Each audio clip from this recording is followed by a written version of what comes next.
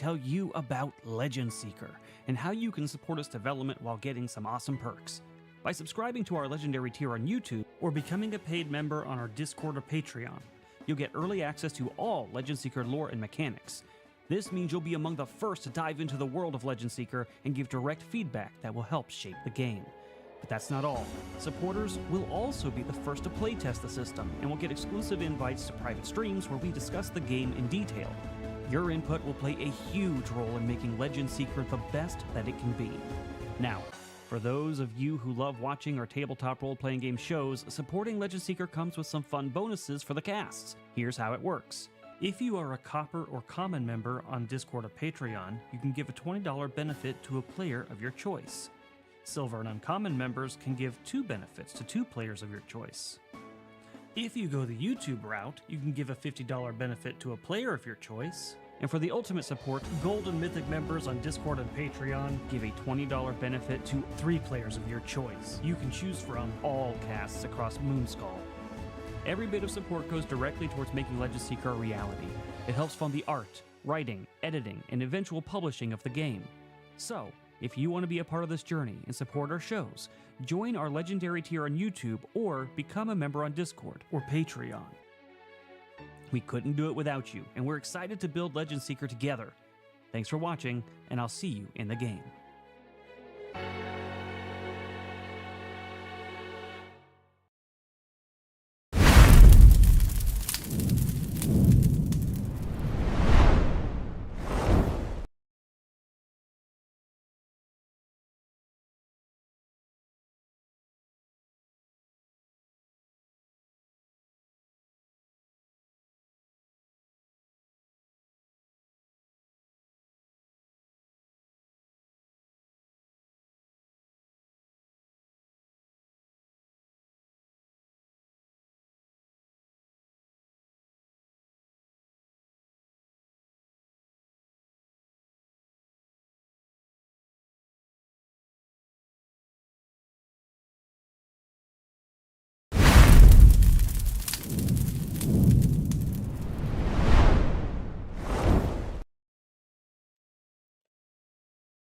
All right.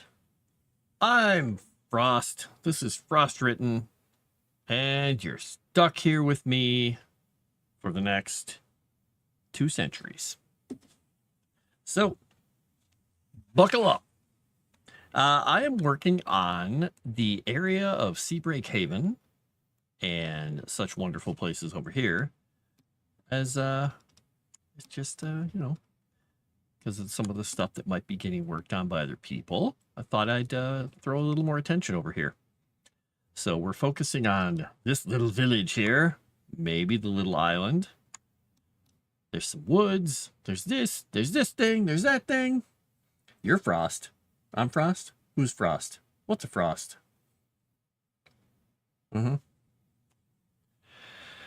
Everybody's a Frost.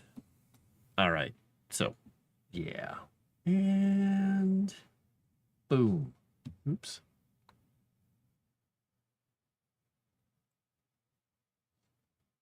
Blarg.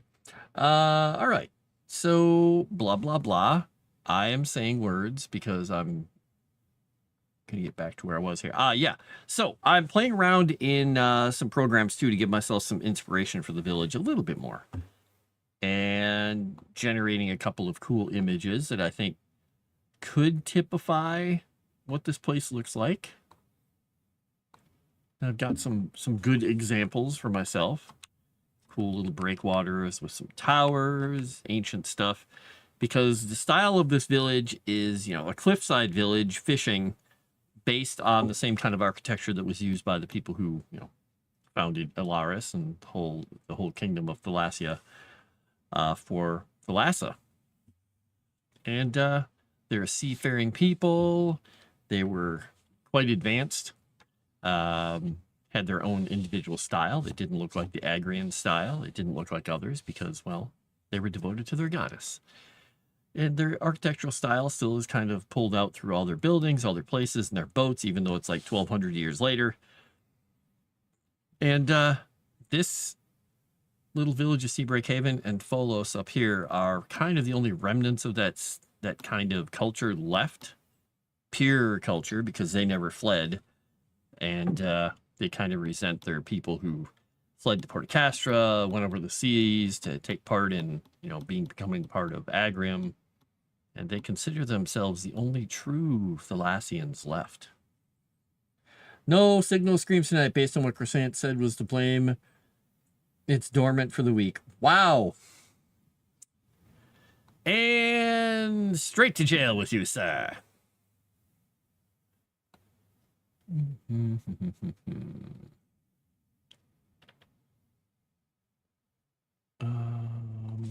Let's change this prompt once. Let's see what I can get out of this. I'm feeding it some ideas and some images and things to kind of like get it to brainstorm some more shapes for me. But yeah, I'm playing around with that. I'm playing around with the idea of how the roads work around here, the salt marshes that separate it from Folos. Different ideas, different fun things going on. And if I could get this to work, it would be great. So how's everybody doing? And Crescent, how did the hunt go today? Did you find them all? Did you take my advice and bribe Vinny?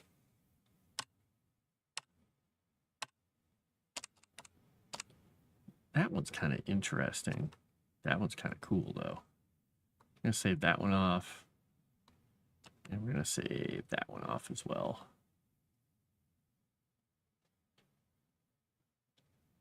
That's kind of funny. One of the boats in this is literally sitting on a stone pier. It's like they pulled it up onto the ground. Okay, AI. Good job. You've done it. You didn't find any of them. No. Well, if other people are pretty competitive, then I suppose people doing their job all day wouldn't have a chance, right? Roads are just pontoons. It's just stepping stone. It's a stepping stone puzzle for 70 miles. I like it. And yeah, I measured this out. And from Seabreak Haven, if you follow the actual road, it's about 70 miles to Folos. So it'd take you a good 3 days of travel on foot, minimum. A little less on a horse, maybe a little more in an ox-drawn cart. Or cattle-drawn or horse-drawn, whatever. A cart might go a little slower. But this section of the road, interestingly enough, is the section that is the most sturdy. It's the most well-maintained because nothing's been done up through here. This is all just fallen into ruin. But this gets used a lot, and they know how to maintain this section of road, and they've done it. Not so much anywhere else, but mostly they're trying to keep contact with one another.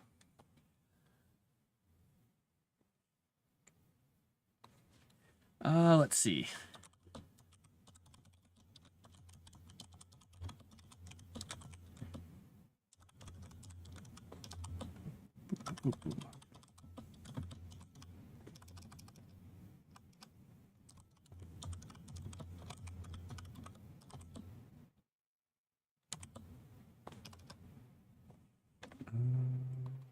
Okay, here's how we'll say this.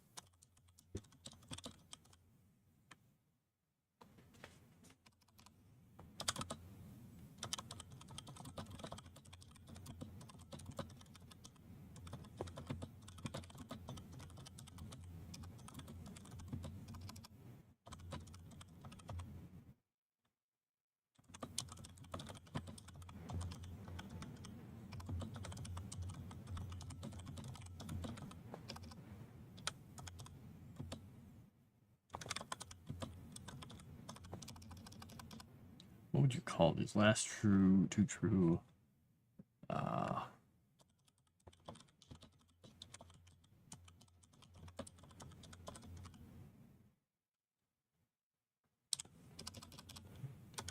we go. That explains that she didn't find them, so she broke the doors. Easter egg hunt at work. Wait, what didn't the nugget find? I'm confused. Now you got it. Egg presses decide nobody's gonna waste an egg.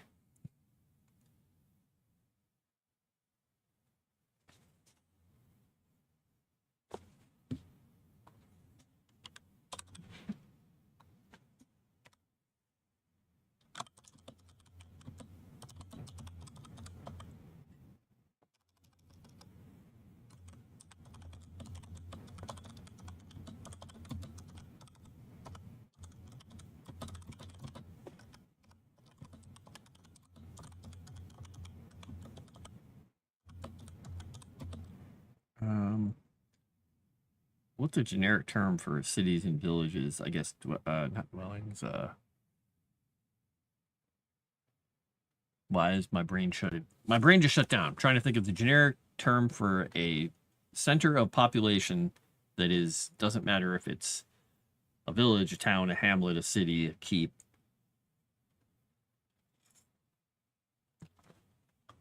Yeah.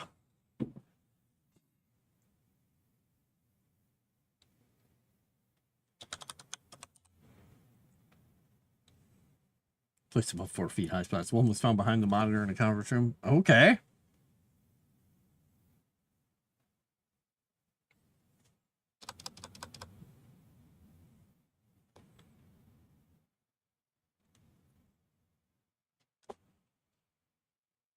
There we go. There we go.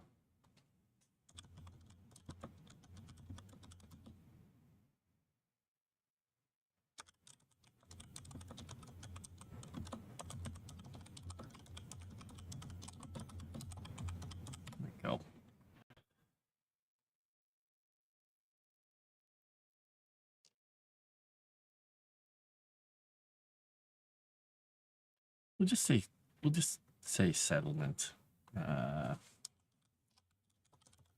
Because I mean that's kind of what they are. Even I mean they're established, but we'll go with that. I was gonna say I had a couple other ideas, but we'll go with settlement. Hey, Shadow Warden, how's it going?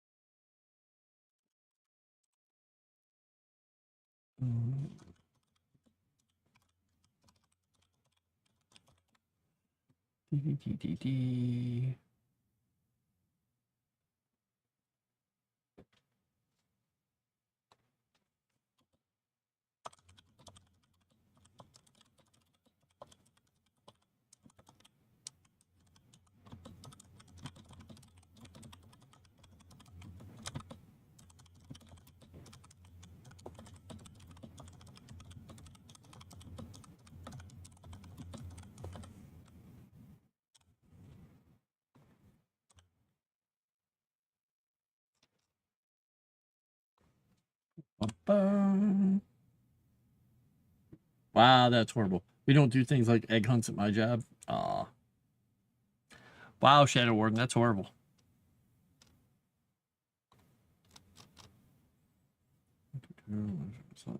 Expected drainage canals and weirs have been built in numerous places over the last millennia to keep the roadways from being flooded or washed away. So, the village itself, this is Seabreak Haven, is built on top of the rocky cliff, but walkways snake between the cliffs and the headland, down to the docks and harbor, which looks out on the Thalassian Ocean, the abyss, and the remnants of the once great isle, or the great isle where Alaris once stood. Maintenance of the ancient Thalassian road that connects Seabreak Haven to Phobos in the north is a priority for the people of the region, since they consider themselves the last true holdouts of Thalassian culture.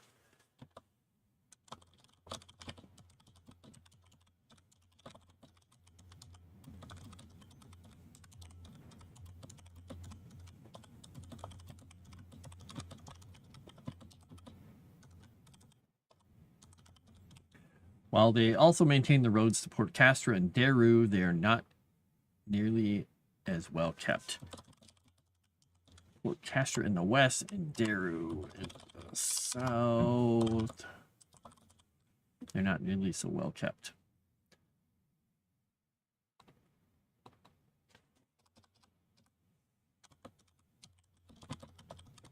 The road to Folos is ancient and rutted, but well kept for the 70 miles between the two settlements, allowing for faster travel through the salt marsh than would be expected. Drainage canals and weirs have been built in numerous places over the last millennia to keep the roadways from being flooded or washed away.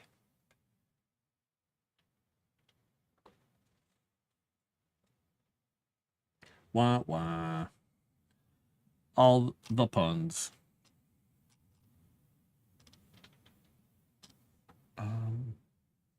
Lars is there.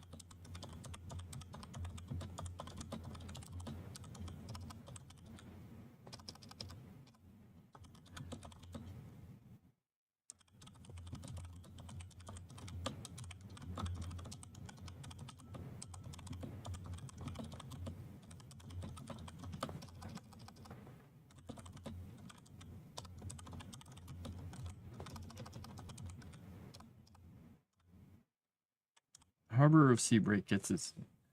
Okay. Yeah. Let's see.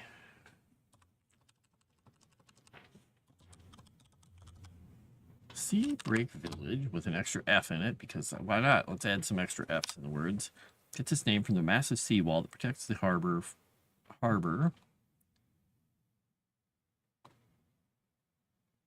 So it protects the harbor.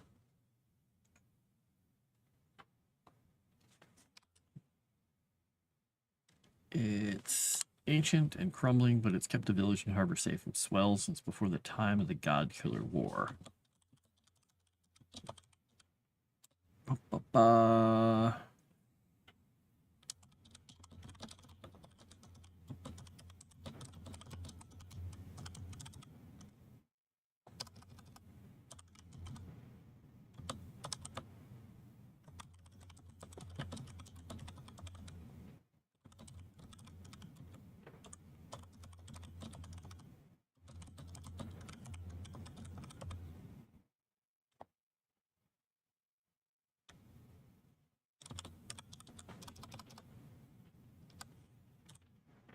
All right, the tower that sits on the outer end of the sea break is manned day and night. Fire burning there, as is tradition. Burning there at all times, as is tradition.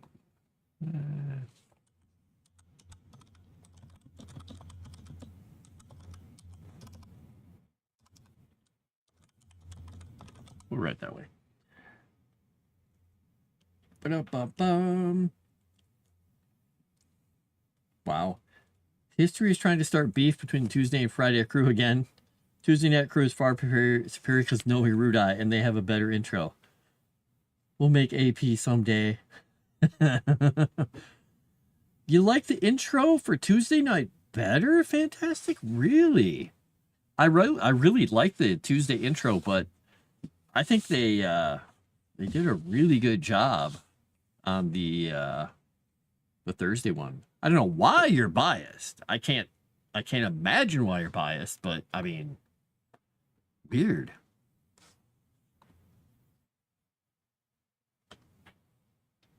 Uh-huh.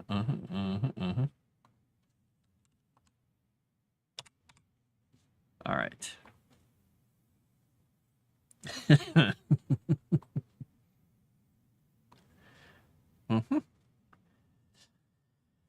All right.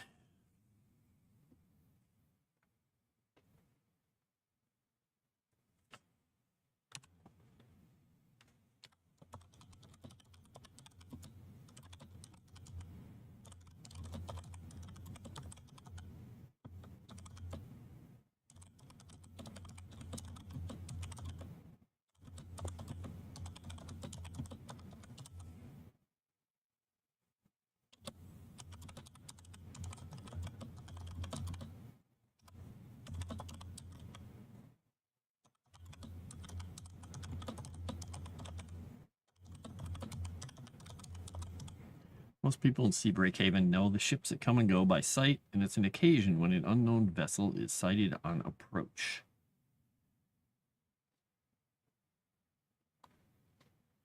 Check one thing here.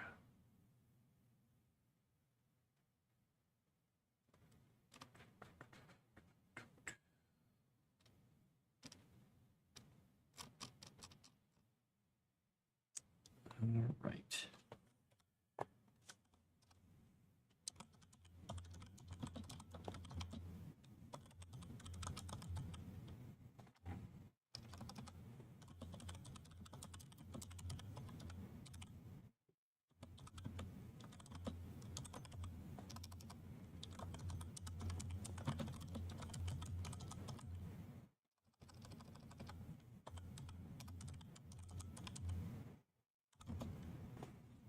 Oops. There we go.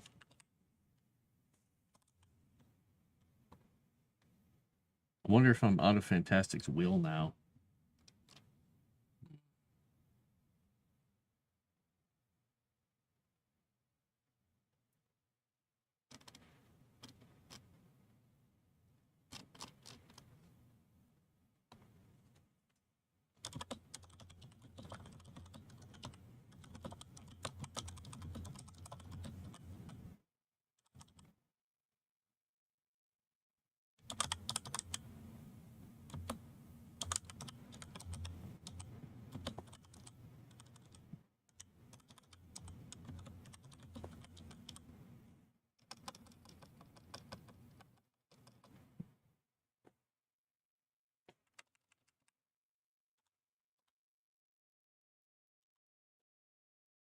There we go.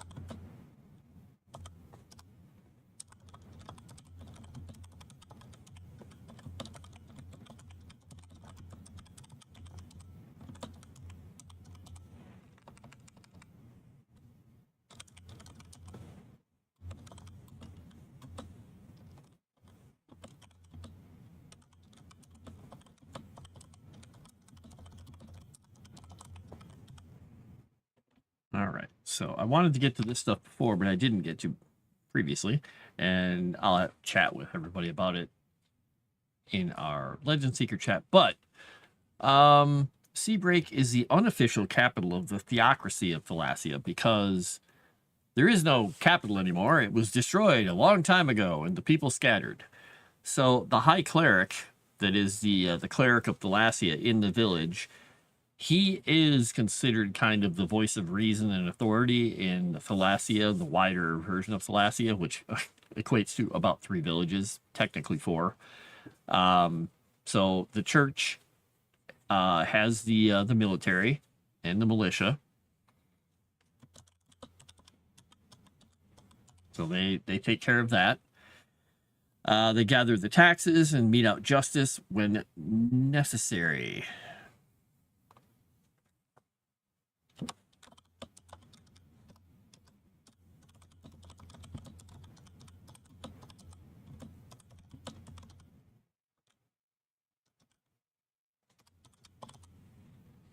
Let me see if that makes a good name.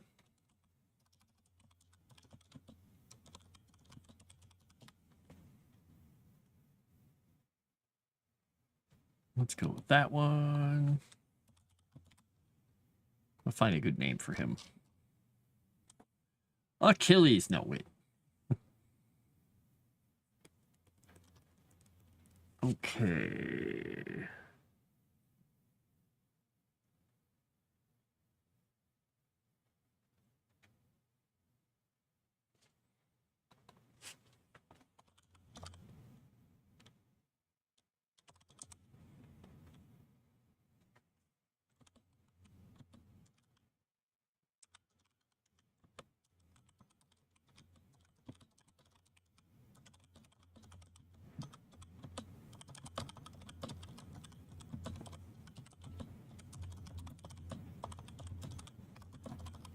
So the current High Cleric is one Agathinos, a revered scholar who is nearing the end of his long life. He's taken the job of High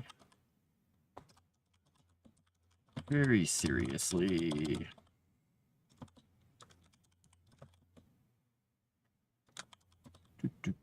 Do.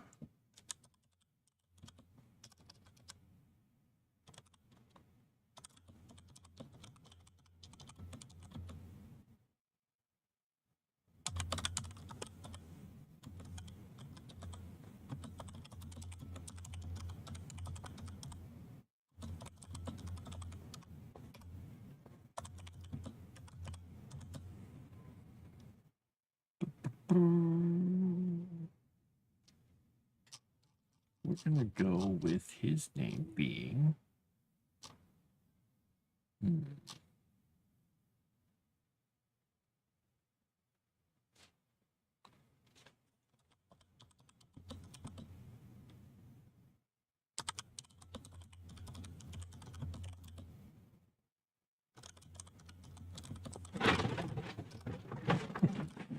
I must have started streaming.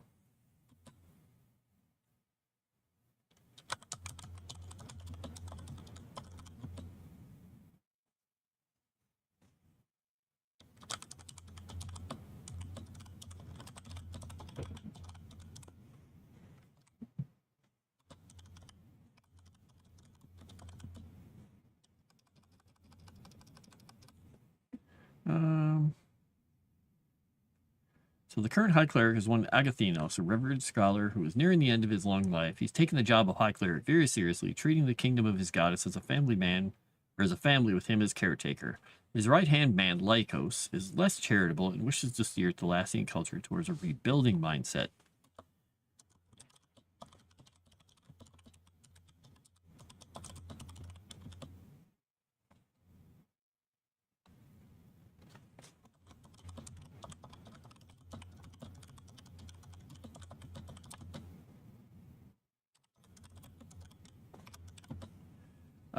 Let's see. Let's find a good female name here for his wife.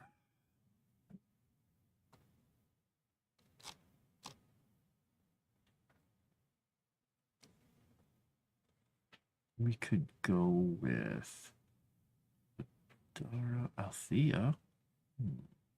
We'll go with Damara. Because in Greek, Damara means gentle.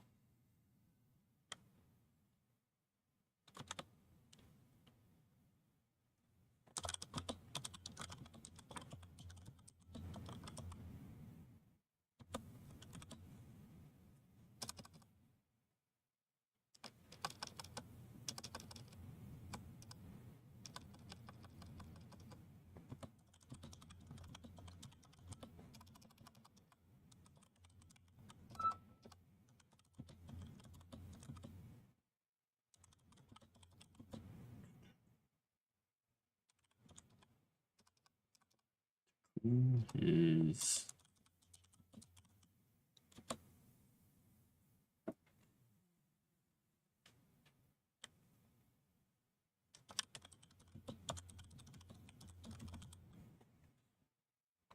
I thought it'd be fun for this guy to be kind of the fiery, like, yes, I'm next in line. We're going to rebuild. We're going to do all this stuff. But the villagers being like, we've always pretty much just enjoyed our lives here, just doing our thing. Rebuilding sounds like a lot of work. And his wife, Damara, is like, okay, present it to them in a way that they'll understand. We're going to ramp this up instead of 0 to 60 in 12 seconds. It'd be fun to have a little bit of conflict there.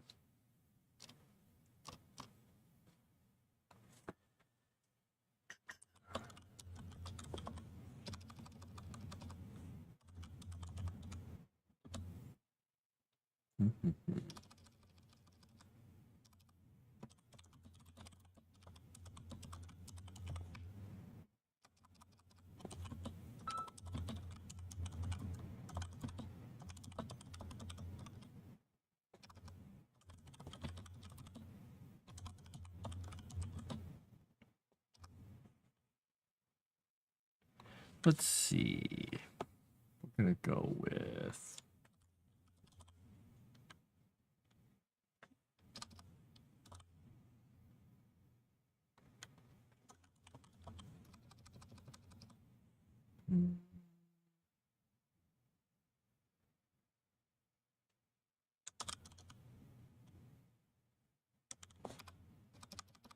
Oh, interesting. That one didn't even actually show up. Let's see. We'll fly. Well, no, flourishing. No. That's not a good name.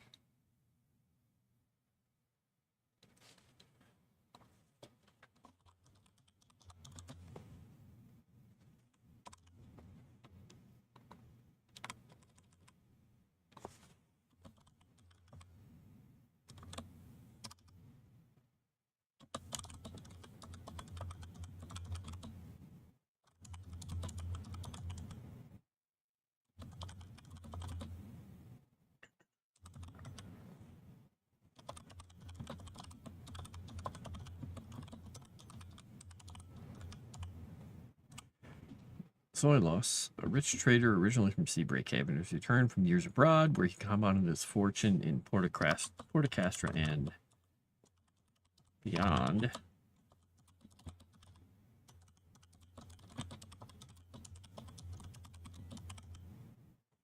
He's viewed with mild amusement and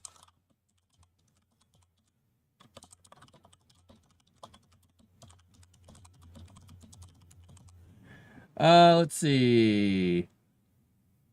Was wondering when they would make their presence known. Does the Legend Seeker team have enough done to stream an early alpha, old school, pen and paper, and real dice style just to demo the system? Rudai started revealing some mechanics and classes to the members, so things are moving. They are moving. They are moving, Two's Nose. It's pretty cool. It's really good to see that stuff and start getting some of the feedback from people. And I privately am bugging Rudai for a couple of things that I want to do. So we'll see how that stuff goes. We'll see. With the addition of Moss on here, this is very fun. I mean, we're all very busy people, but we're also creative people, and this is just it's such a welcome outlet. I love it. I love it. So to answer your question, I'm not sure what's officially planned, but we're trying to be aggressive with some of this stuff.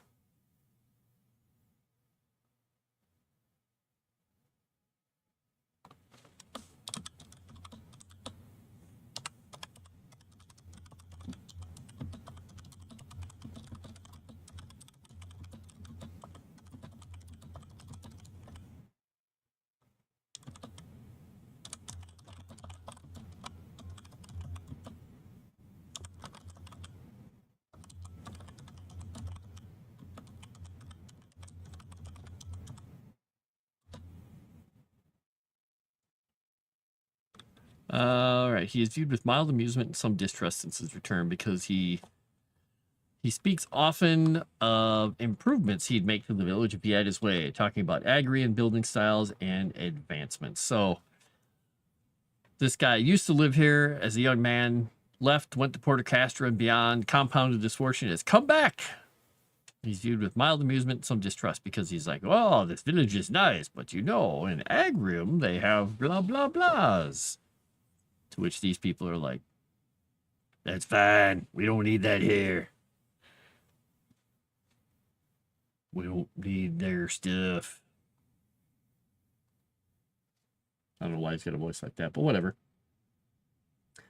Really? Rudai just keeps nagging me to schedule my meeting with him on my character you're stalling. You should stall him more. Do it. Seen some of the items from Patreon. I'm not familiar enough with tabletop games to offer much input.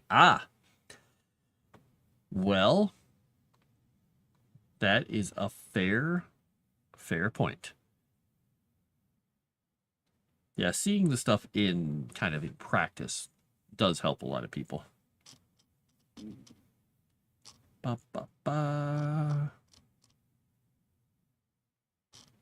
guess what we'll do, we'll say the capital is technically Seabreak Haven.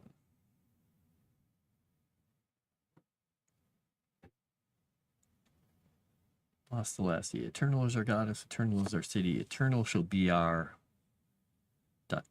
broken inscription on an ancient salvaged Thalassian tablet. Ah, not so eternal now, are we?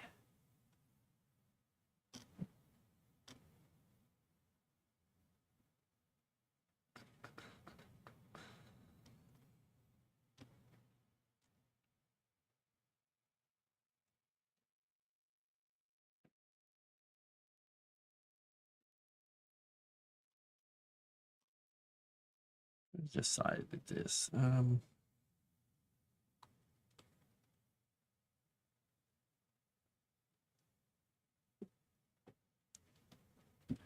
going to do one thing here quickly. I think I'm going to swap something here.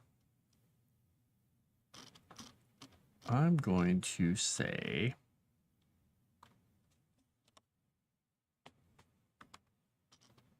All right. Folos's main export is wines. I'm going to say Folos is the unofficial capital because it's much larger. Church controls military militia.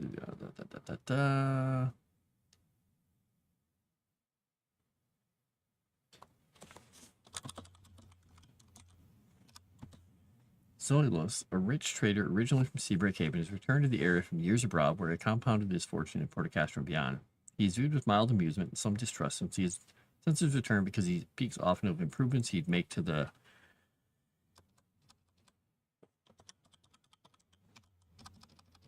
Oops. That's a cap lock. Folos, if he had his way, talking about Agrarian style building styles and advancements. Yeah, I think we'll do that. Seabreak Haven is so small, it doesn't make it sense to make it the center. This makes more sense. Okay. All right, we'll do that. I can't stall too much. Real corner me after strange eons or after a game tomorrow. I'm just in the Patreon support team. Well, we appreciate it too, Snows. It's awesome. Evening, Cajun Corey. Yeah, I haven't met with him even once. I haven't chatted. I didn't sign up because I've been busy doing other stuff.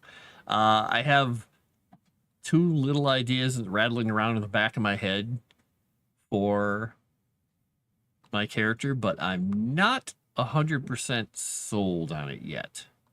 I'm trying to get a little bit of a brainstorm. I have to have a little fire go and explode in my brain wherever those thoughts happen.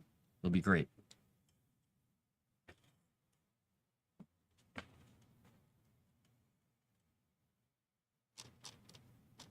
Okay.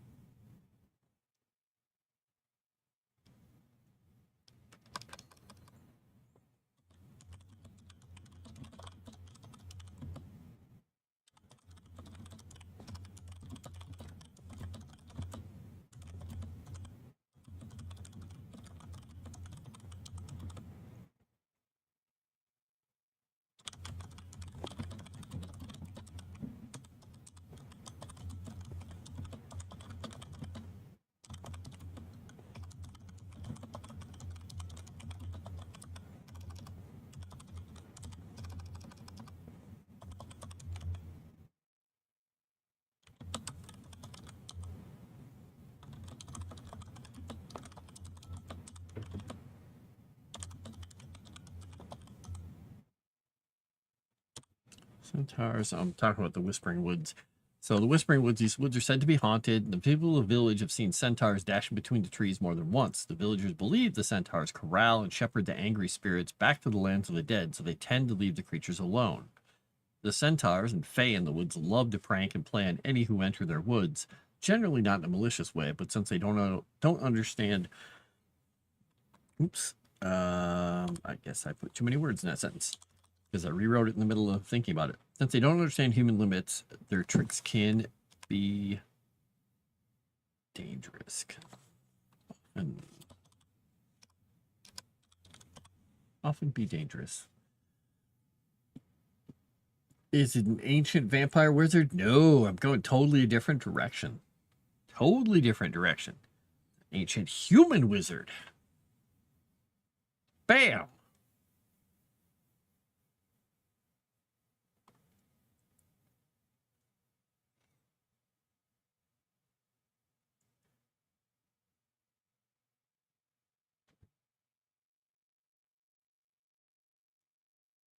No, it's actually a derpy gargoyle with one wing named Flarp.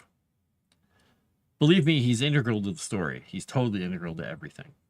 He's like the Forrest Gump of this world. Flarp seen it all. I'm kidding. It's not. That's not real. Run, Flarp, run.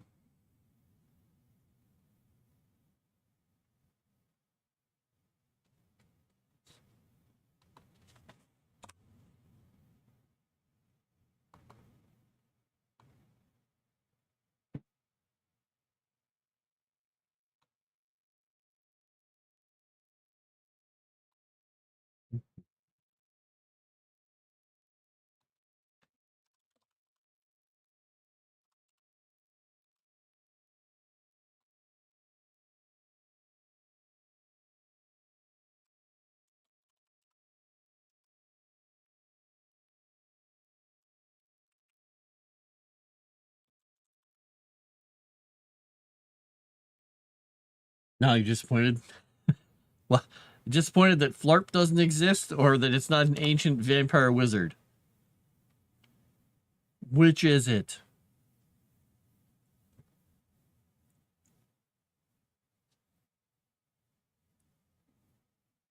Okay, remove specific cult. All right.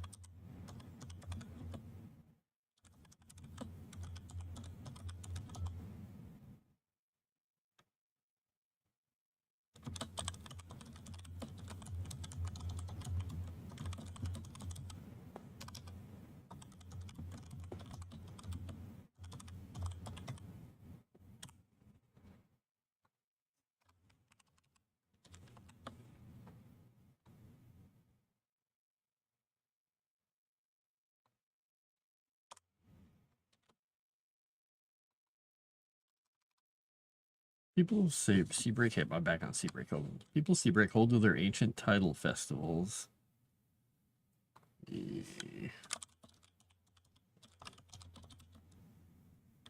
Honoring the lasso ways of worship.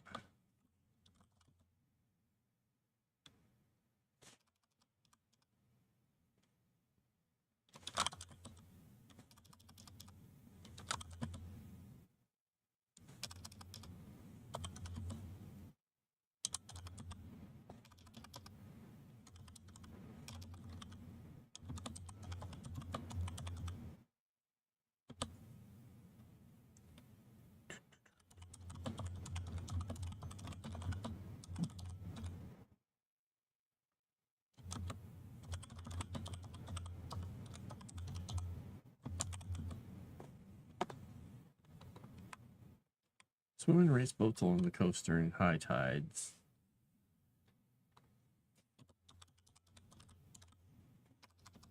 Festivals.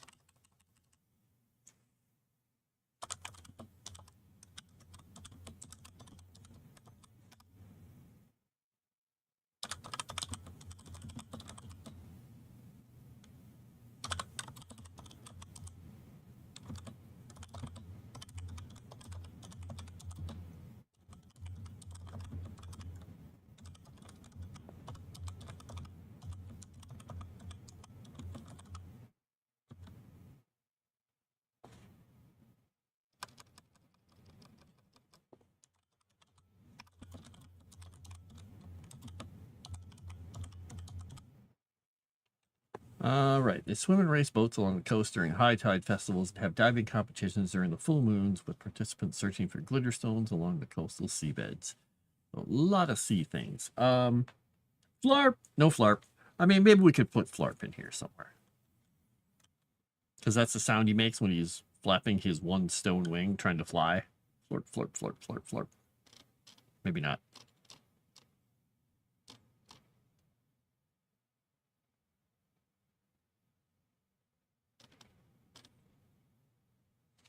Let's see. We got some other old stuff here.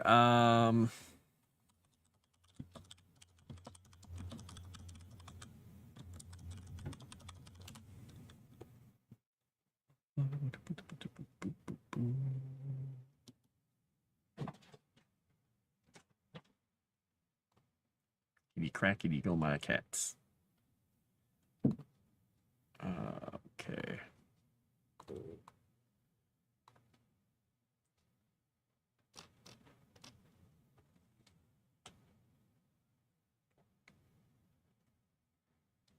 Okay, myths associated.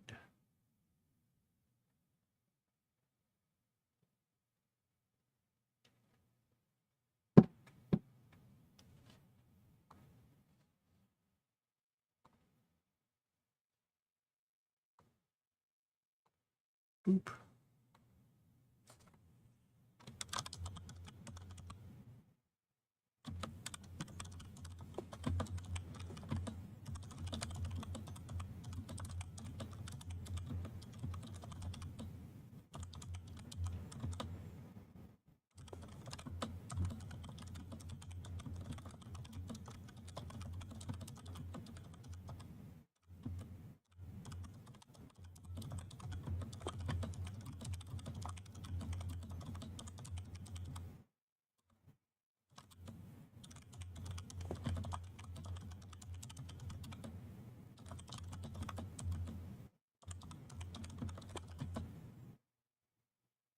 Ba-ba-ba.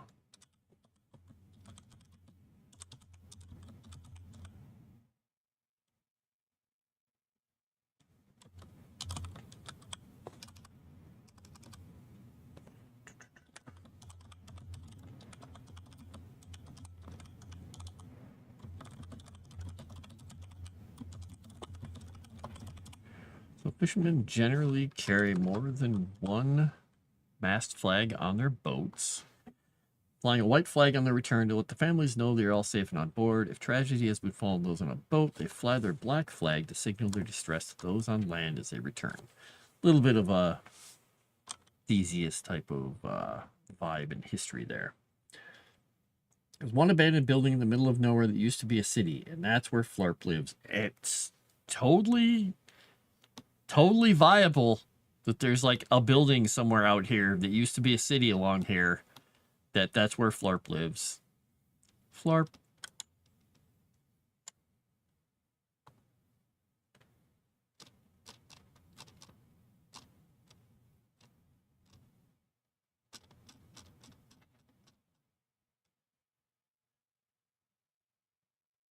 Wonder if, where did I put these?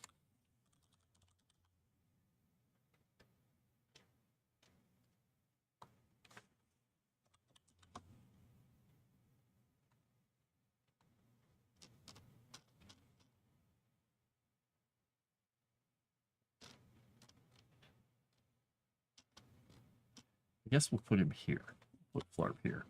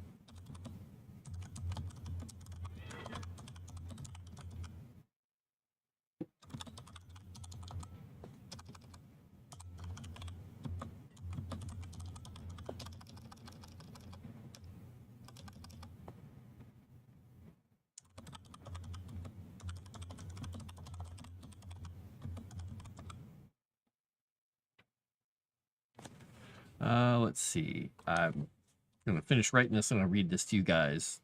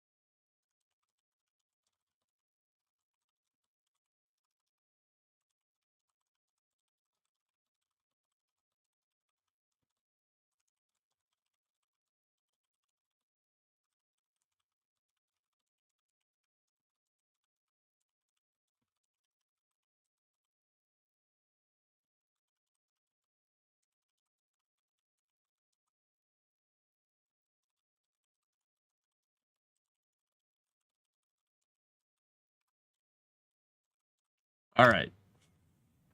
Tell me if this sounds too tragic or good or whatever. Um,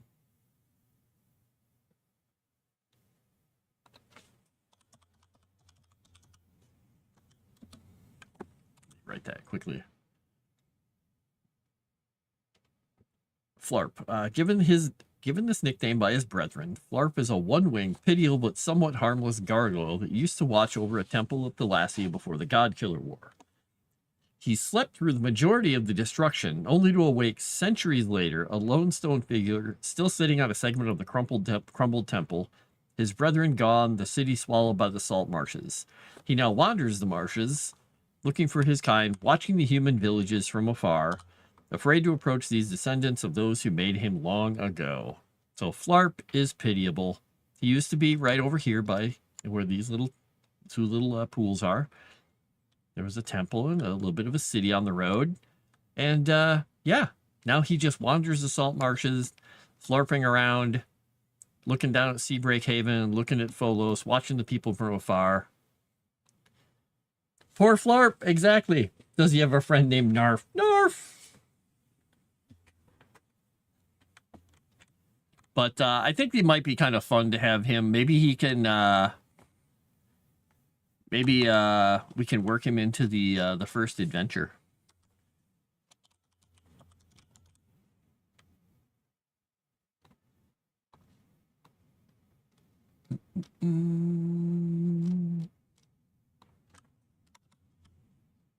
We'll put him in. We'll put him in the section of Lost Thalassia instead of the NPC section down below.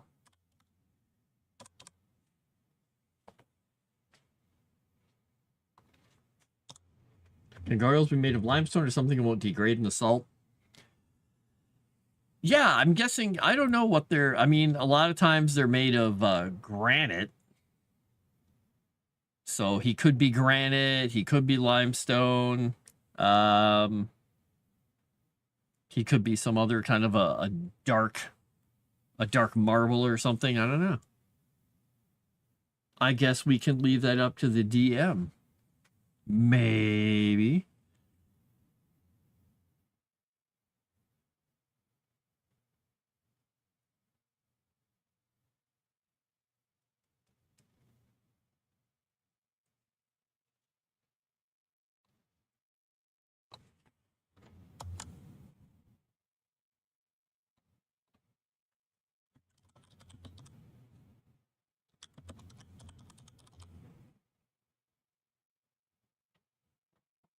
All right, I'm gonna send this to somebody here quickly because I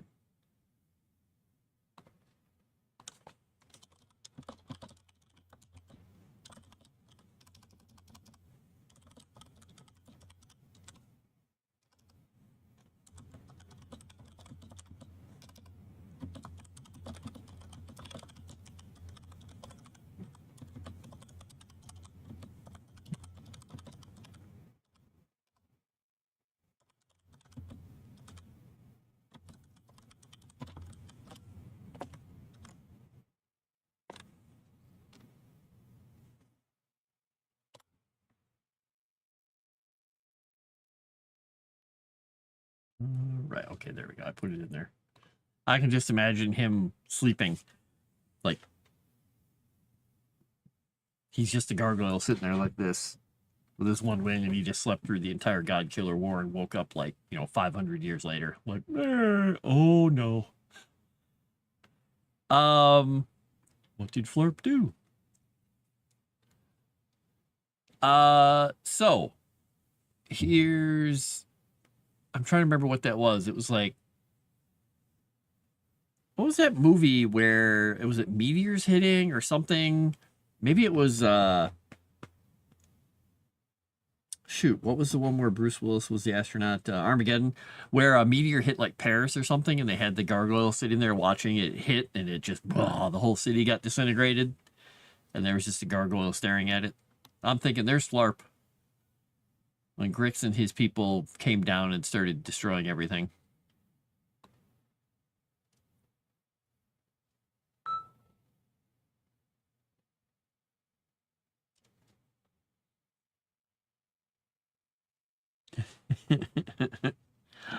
People are having fun. This guy. Oh, okay, it's just a notification. All right. Sounds about right. Yeah.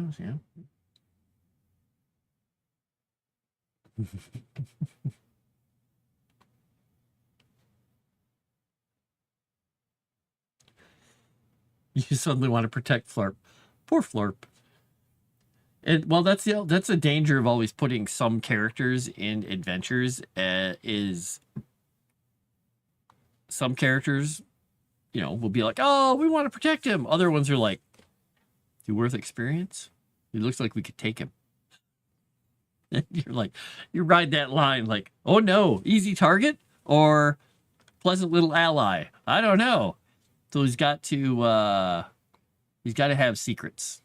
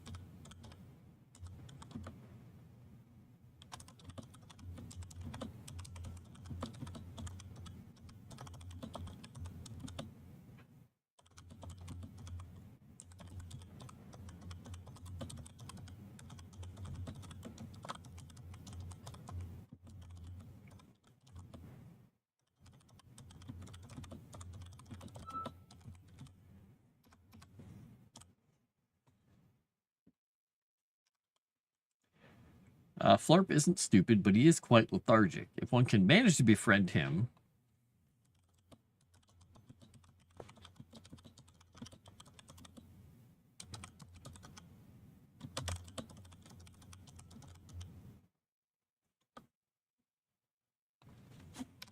if one can manage to keep him awake and interested, he has encyclopedic knowledge of Thalassia and its people from before the war.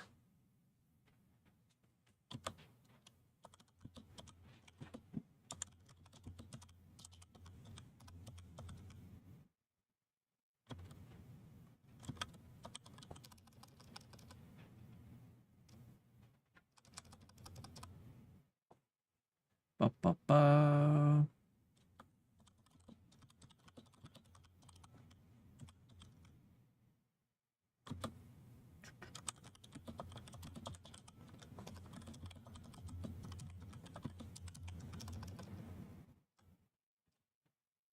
Trying to figure out how I want to write this. Maybe I want him to write down. I was going to say he used to be a messenger, so he flew around a lot to different places, but...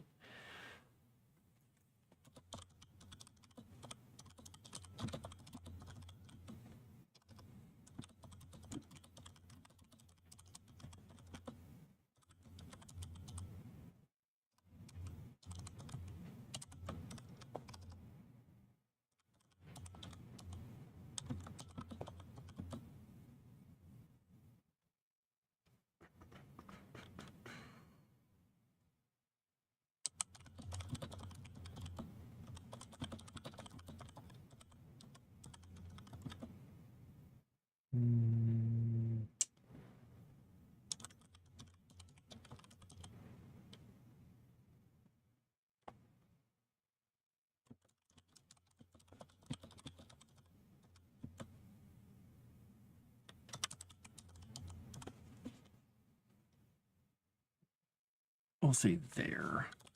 So before he lost his wing, he had been a messenger of Thalassia's priests, so he saw and heard much of their high-level conversations and saw much of their palaces. So he kind of was like important, helped them a lot, and then he lost his wing and couldn't do the job anymore, so he was relegated to guard.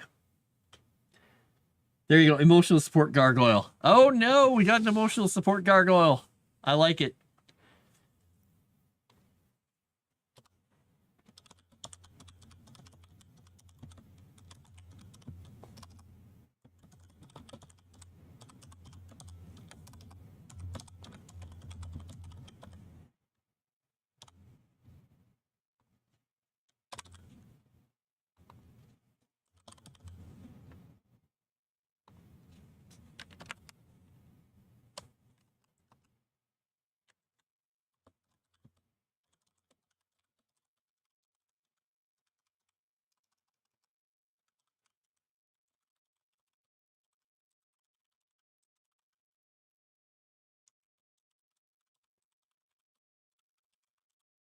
If befriended, Flarp could become a staunch ally. If his wing is restored to him, he could become a lifelong friend.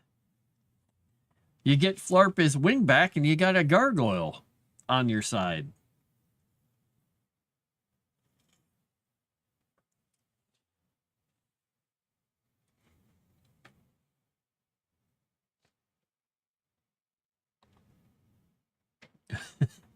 Oh, was that a bot over there, Crescent? I wondered why a message had popped in on Kick, then it went away. I was like, oh, maybe I missed it. Maybe I imagined it. I don't know. I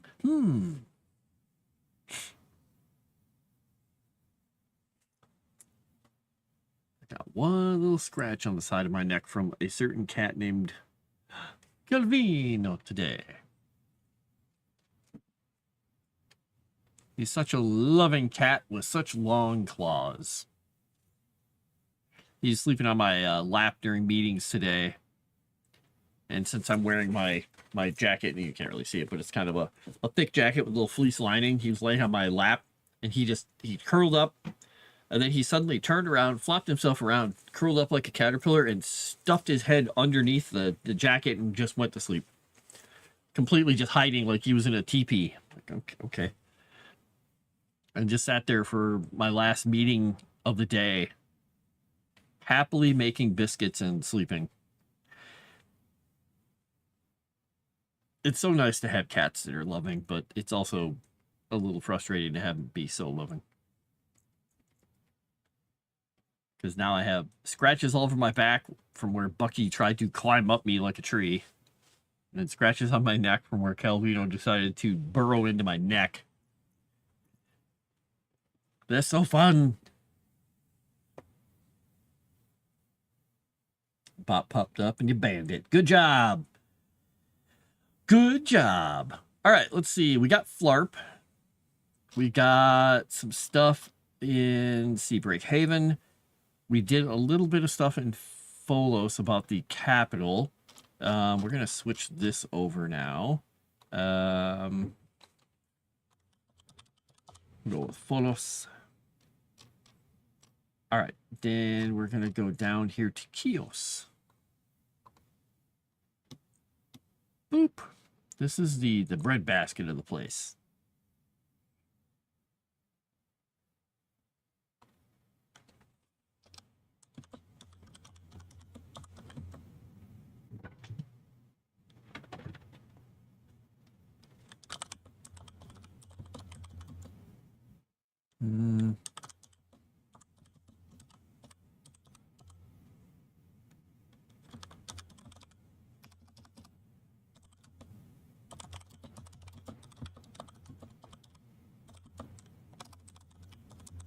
Right-hand man of the High Cleric.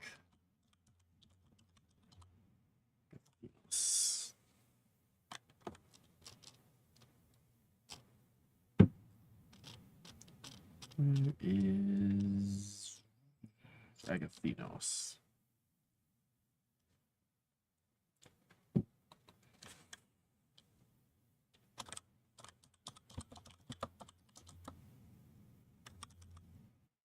Lycos and his men found that the land had healed enough this far north to support more varied types of agriculture than were possible further south.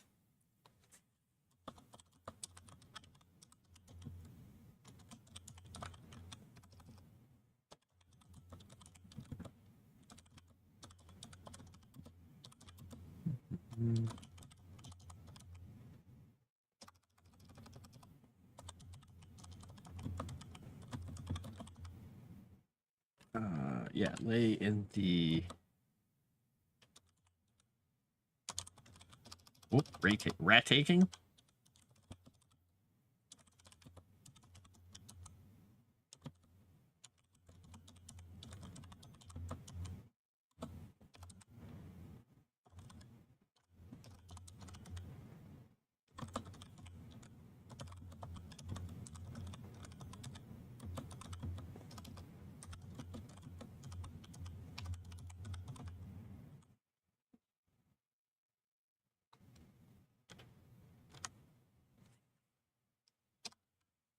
Chios, I'm changing something drastically about Chios. The newer village established along the Queensblood River no more than 10 years ago. I had it saying 150 years ago. We're going to go with 10. Because it has to be in this guy's lifetime, and he's not that old. Established along the Queensblood River no more than 10 years ago by farmers from Pholos, funded by the church and led by Lycos, right-hand man of the high cleric Agathinos. Lycos and his men found that the land had healed enough this far north to support more varied types of agriculture that were possible further south. He convinced Agathinos that the future of Thalassia lay in retaking of their lands, and the elderly cleric acquiesced, granting him control over the endeavor.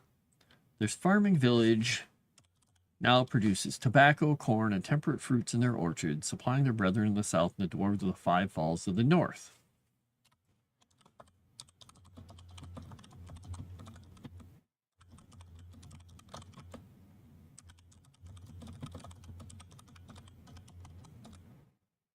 Lycos has plans to found another village to the northeast. I think it was northeast. Yeah, in the hills.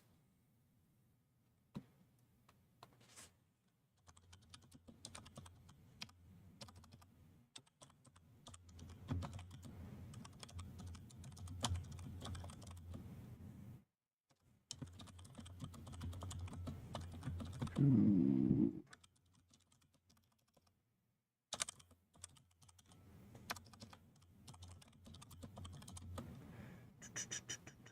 He wouldn't be his master. He would be his boss, his manager, the high cleric. I mean, he's the high cleric. Mentor.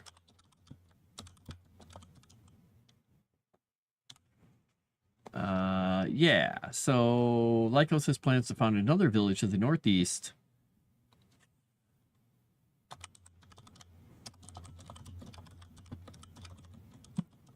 From Chios, where lumber and minerals are found, though he has yet to get the blessing of his mentor for this.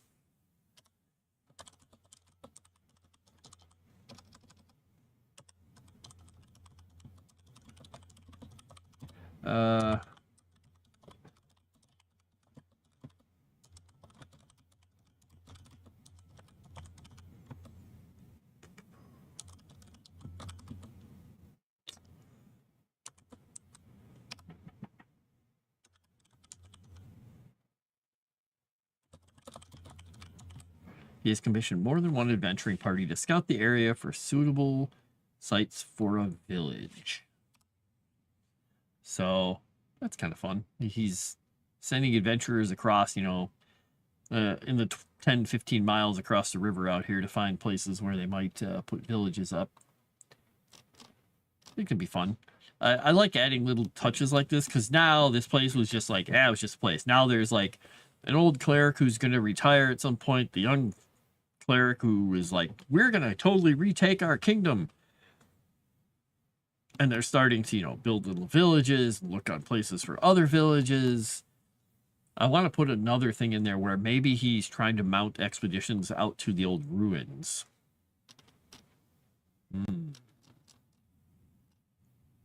But maybe that should be part of an adventure path. I don't know. I'm gonna think about that. I'm gonna keep that in my head.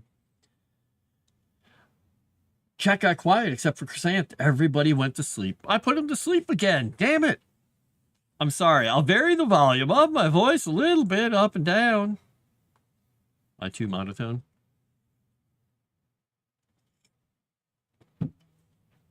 Everybody's just depressed today because it's Tuesday. I know. Tuesday can be hard. Kitty update. They all have their eyes open now. 2 of them have tiny eyes. Tiny eyes. Oh no, the kittens of the little eyes.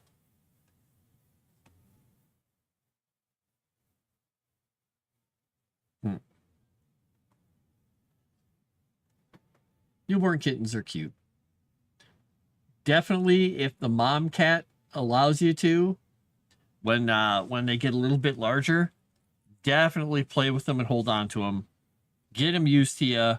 Get them used to playing. Get them used to the sound of you. Get them used to being touched. It'll make them much better cats in the long run.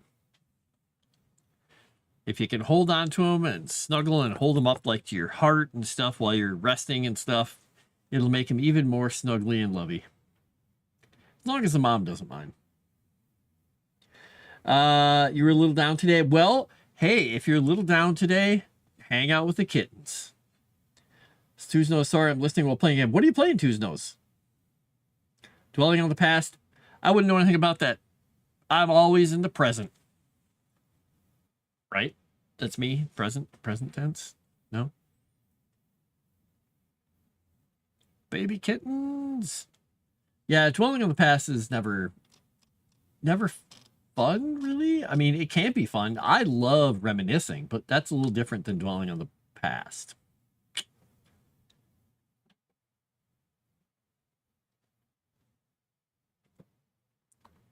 When you said that initially, right when you said dwelling on the past, I'm thinking Bryan Adams, Summer of '69 came into my head. Don Henley, Boys of Summer came into my head. And what is the other Don Henley song? The Last Worthless Evening. What is that what it's called? I can't remember what it's called. All these songs that are like, you know, talking about the past and dwelling on the past and this and that. And I'm like, there you go.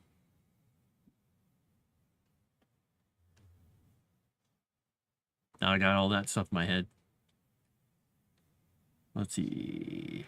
Now I got to hear some music. I've been doing all this without anything. No musics. Now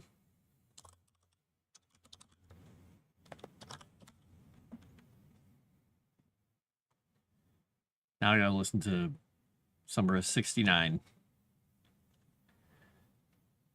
Bloodstained Ritual of the Night. Had it for years, just not getting around to trying to get it off my playlist. I've never heard of it. Yeah, bad habit. I tend to think about past stuff that I can't change. Well, that is the one constant about past. You cannot change. I've had a lot of discussions with people about that, and I still don't think I'd change like pretty much anything I've done because all of it made me who I am right now. Good or bad.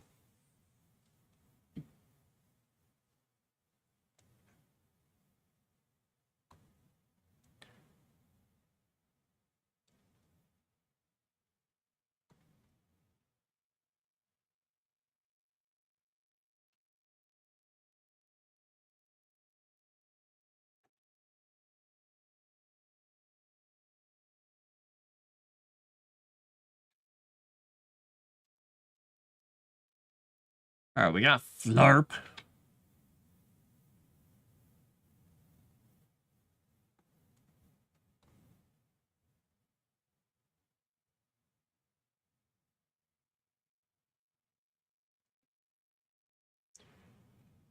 Ah, that's why that sentence was I spelt the word wrong.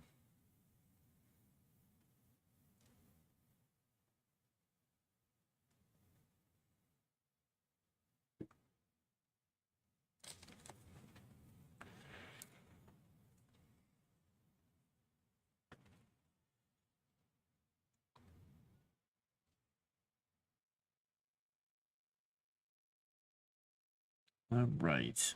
So I kind of want to come up with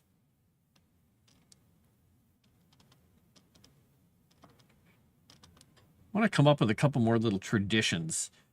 Because I was looking up, like, coastal cities and traditions.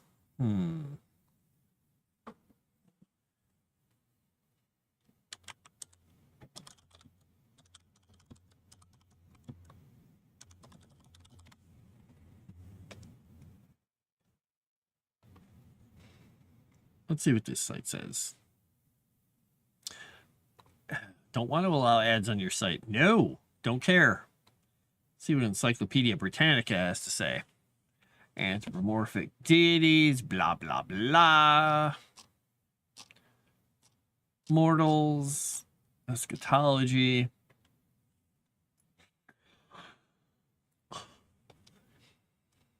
Sacred writings.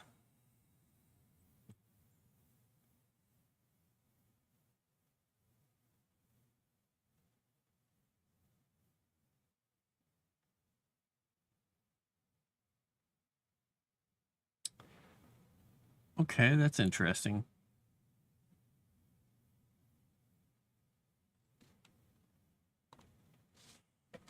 I'm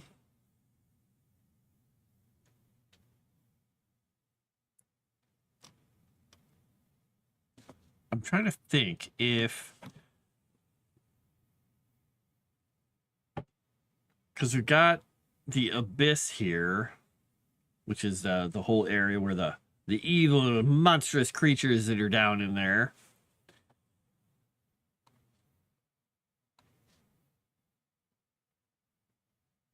But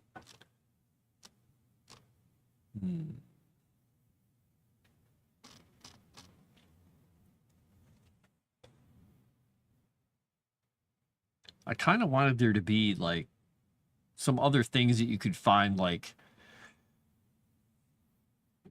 lost bits of lore encapsulated in specific kind of magical little items or vessels or things coming in scrolls and things would all get destroyed. I'm trying to think of something that would be like a really important item to find that back then would have been like almost mundane or boring, like, oh, you have a blah blah blah. I'm gonna think about that. What was I looking for here? I was looking at the rituals of the sea. And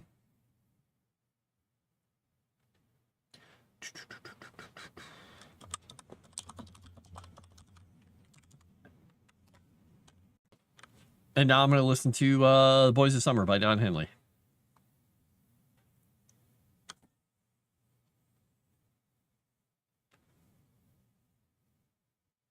There we go.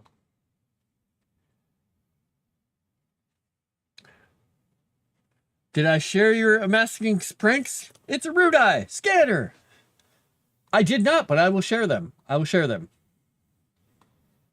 I will grab them here. Ba, ba, ba, ba, ba. I gotta go up. Oh, we did talk a whole bunch, didn't we? Ha ha ha.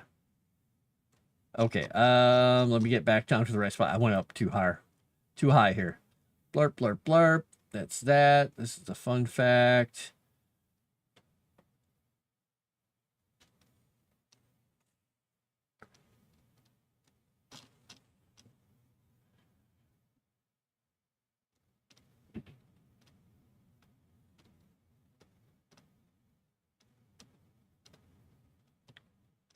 Boop, boop, boop, boop, boop, boop, boop, boop, boop, boop. All right.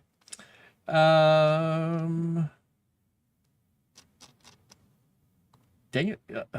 My gosh. You type one thing in here and it changes what thing you're looking at. I'm like, no, that's not what I was doing.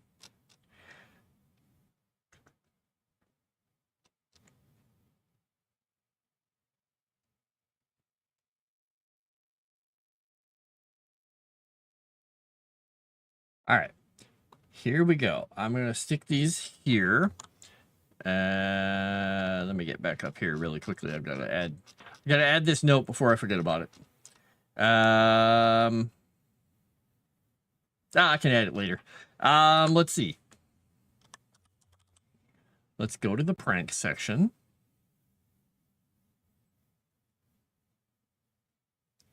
Let's go up. All right, here we go. Right in here.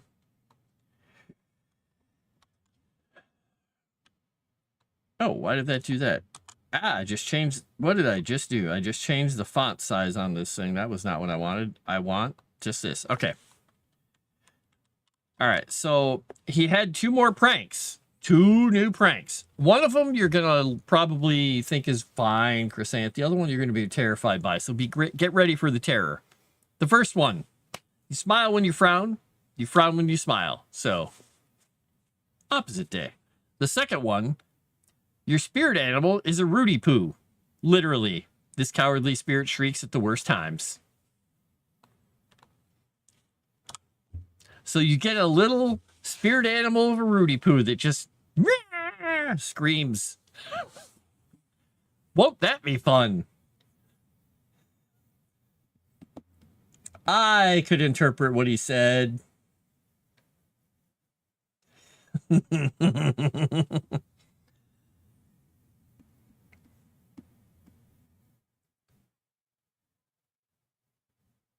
Oh? Oh? Why oh?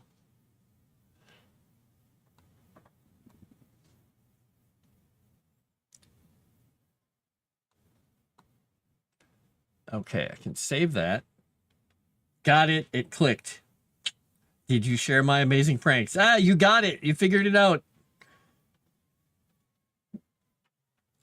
Yeah, he was just over 2 keys. Or a key. He just had his fingers shifted slightly. I'm going to do one of those. Bam.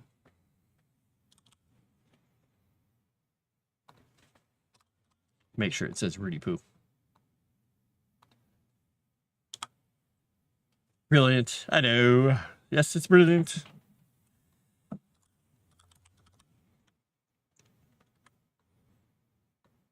So, Erudai, did you read about Flarp?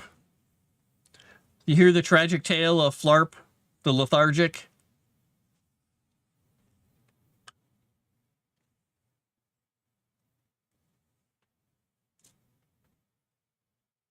Ugh, Flarp.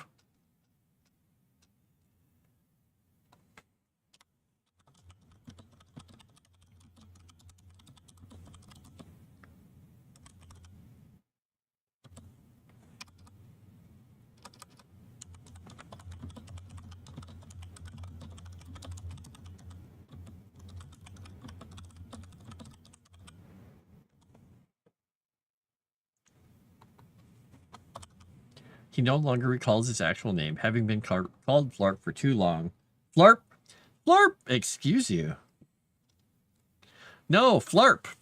This is in the he's a pitiable little character. So right over here, if I zoom in on the map, these 2 little lakes here, there's there was a settlement with a temple there. A temple to Thalassia. Erudai didn't see it. We must protect Flarp from Erudai. And there was a gargoyle there who used to be a messenger between these temples and the main temple of Thalassia, or Thalassa. And he would fly back for the high priest and the other people because he was pretty fast, and he would convey messages back and forth. He was injured and he lost his wing.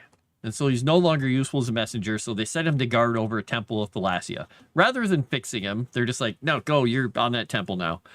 And he sat there. And all the other gargoyles pretty much made fun of him, calling him Flarp, because that's the sound he made when he tried to fly with his 1 wing. So he sat on that temple and went to sleep.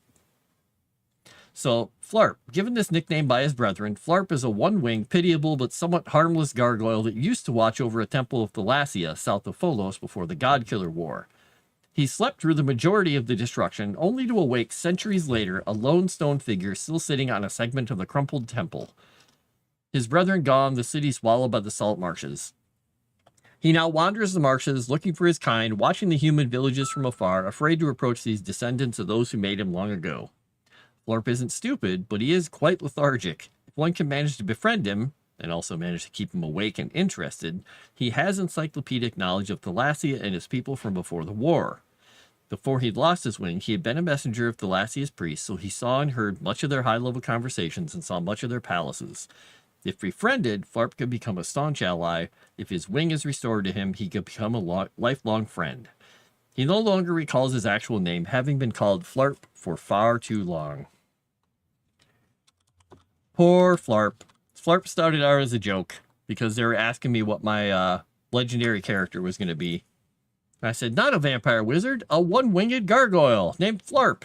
And now we have Flarp. Ah, poor Flarp. He slept through the God-Killer War.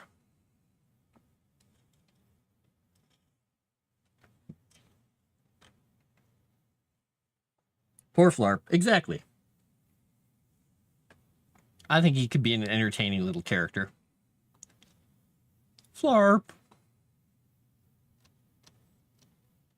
All right. And so what I've done in this area, since I was talking with you and Moss about stuff, is the unofficial capital of Lost Thalassia, since there's no longer an actual capital and it's not much of a kingdom anymore, is in Folos. There's a high priest there who's old, will be leaving this life soon, retiring because he's very old, and his right-hand man is ambitious and wants to expand. So the right-hand man has founded this little village up here. They're looking to found another village, but the people in Seabreak Haven and Folos are a little like, that's new stuff. We're kind of traditional. So, poor Flarp. NJ. So that's what kids are calling it these days.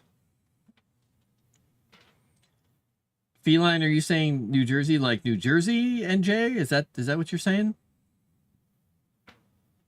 Is Flarp going to be from Jersey? Hey! I don't know if that's Jersey or if that's not Jersey. Oh, that was sudden. I was listening to music, and in the background, all of a sudden, it just went to the next song. And it's playing Asia Heat of the Moment. And it's a lot louder than the other song was.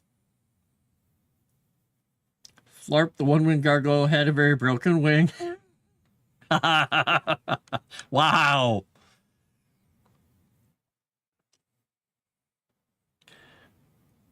It's a little easier to pronounce than Agathinos, the old priest. Be nice to Flarp.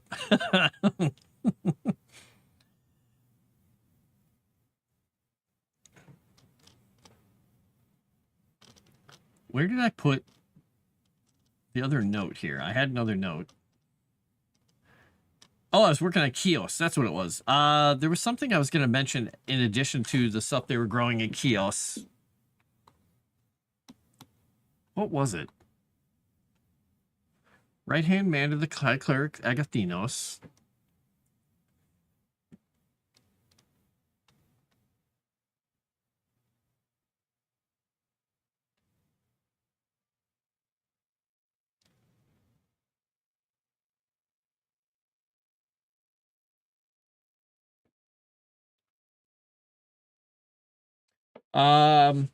Love when I pull my phone out of my pocket to see I've chatted nonsense. Nice, BJJ. Don't worry, we can fix it with magic and tech, just like Gargoyles, the animated series. There you go. Well, that's what I was saying. If somebody actually bothered to try and fix his wing with magic or however they could figure out how to do it, they'd have a lifelong friend.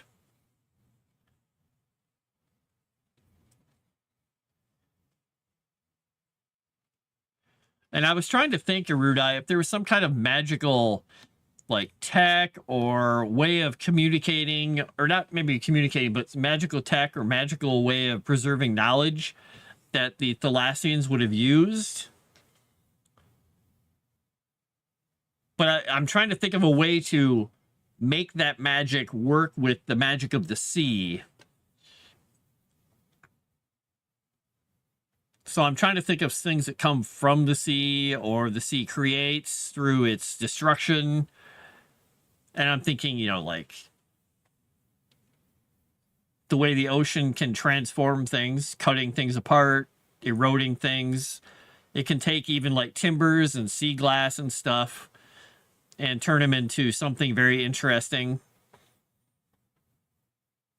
I mean, I could go so far as to just say, no, it's just they were so rich and they were so beloved of their goddess, they like transcribed their information on, books made of plates of platinum or something like that.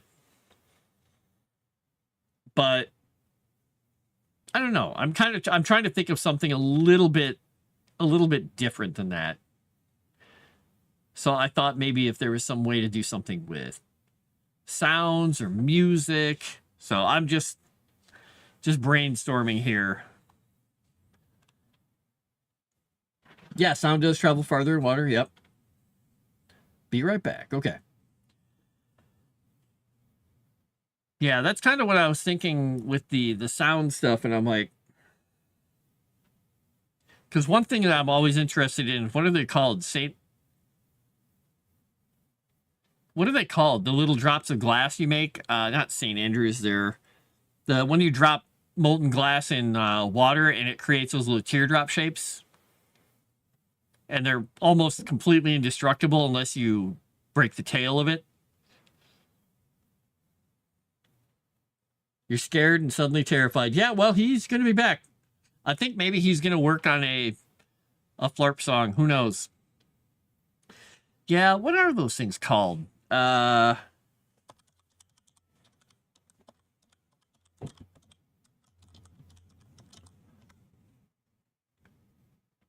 Prince Rupert's drops. Okay.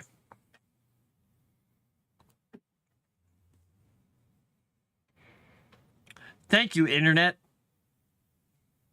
See, back when I was young, if I had a thought like that, I literally had to go grab the dictionary, or I had to grab an encyclopedia, or I had to grab somebody who might know and say, what is this? Or call someone.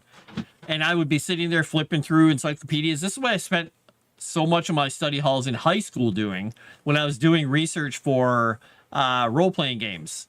I'm like, ooh, I would go get a huge book of mythology from the library and just sit there and open it up and take notes and think about like mythologies and things for games. And that's the only way I got that information. So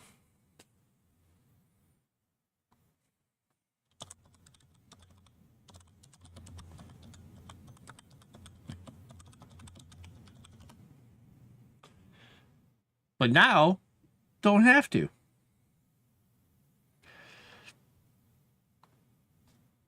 Oops, that's not what I wanted.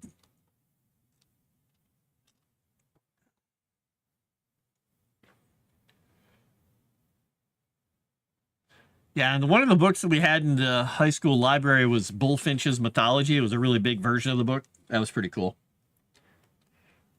You don't understand, Frost. Bad things happen when a rude eye says, be right back. Uh-oh. Well, we had a good stream. We did.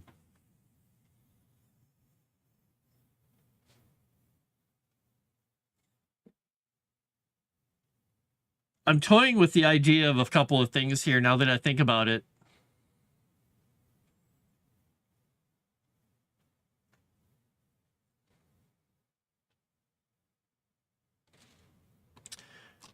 How about I put these under the heading of Alaris? All right.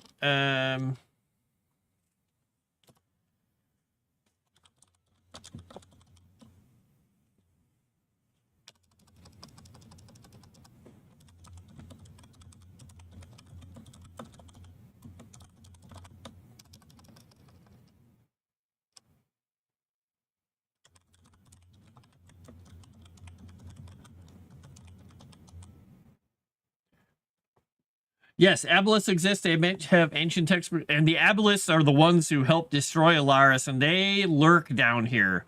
They're hiding from the gods, in fact, down here because it's so deep. They're hiding in the abyss. And, you know, now that I think about it, since I changed the color of the water here and did so much of this cool coloring and everything, I should really darken the abyss here to make sure that it's on par with everything else.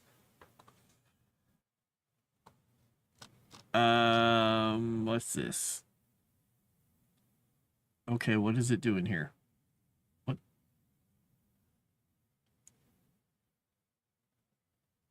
Okay. I don't know what that even was. Just some weird video of somebody dancing around like an idiot showed up. Huh, okay. Thanks, Internet. You're really good at your job. So we're gonna start darkening some of this down here. Because this is the darkest of dark.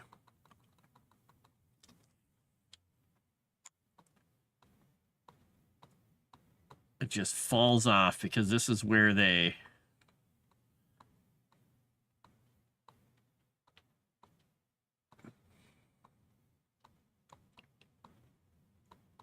I'll smooth this out a little bit in a second. Because these canyons go specific directions and stuff. And now we'll smooth that out. Brush velocity, brush opacity.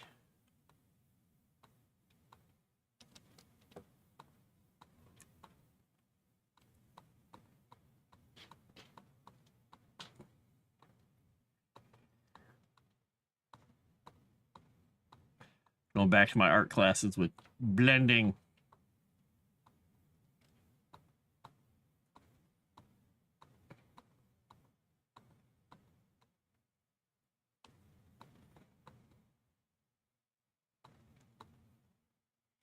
There we go. We got the depths of everything there with their little...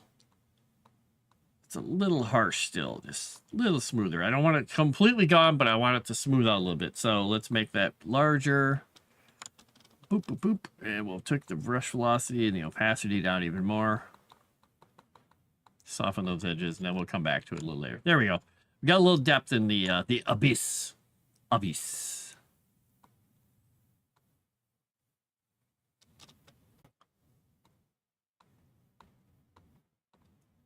We're just giving a little bit of extra depth to that. There we go. Boop. I like it. Got it, got it. All right. Yeah,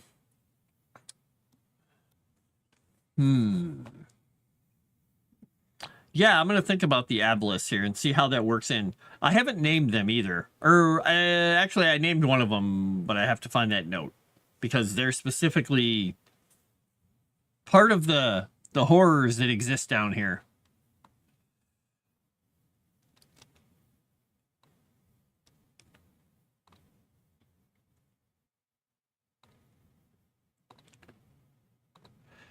I want to create this little pocket over here for no apparent reason. I just want to. Where it's a little dark.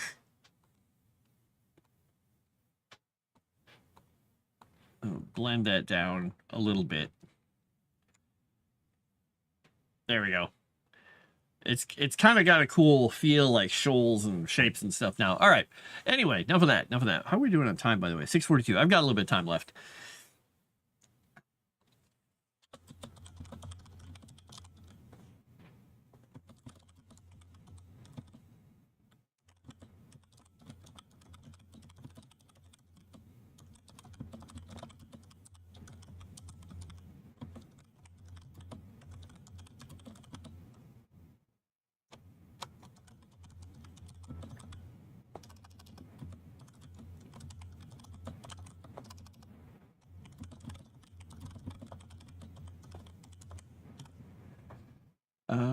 All right.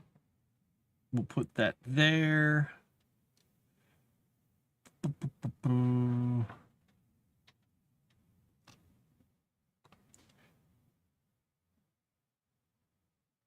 Hey, Cajun Corey, there's a song playing right now just for you. Howard Jones, Things Can Only Get Better.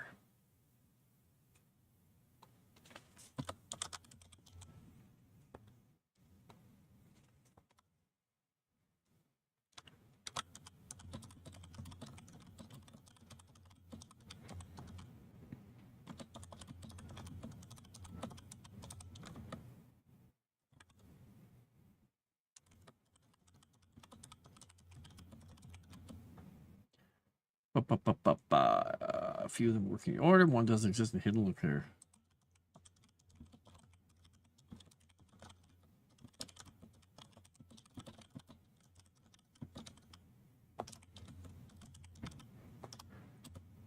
Other than the ruins of the temple that flarp.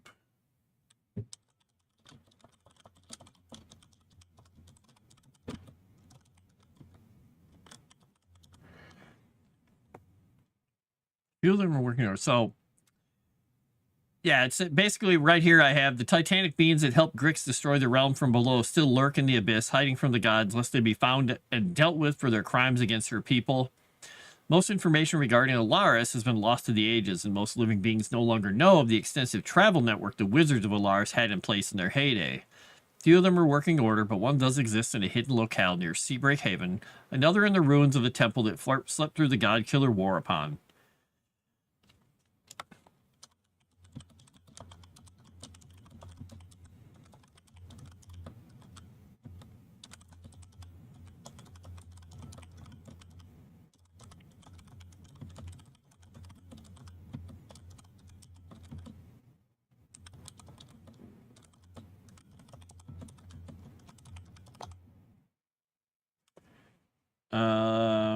Each of these can be activated if the sequences are decipher allowing ones the users to visit the ruins of Alaris.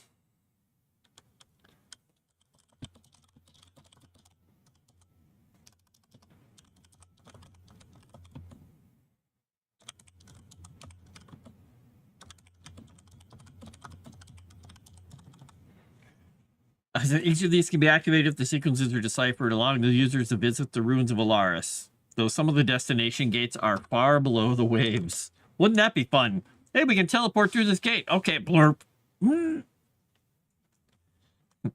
Quick, swim for the surface and hope. Also, we have a gargantuan crab, or is he so big he can hold an aboleth in his closet has a city carved into its shells? It's one of the Keeper Crescent's crabs that she scratched off, and it fell into the abyss. Wow! I mean, sure, we can have a big city crab, a city-sized crab.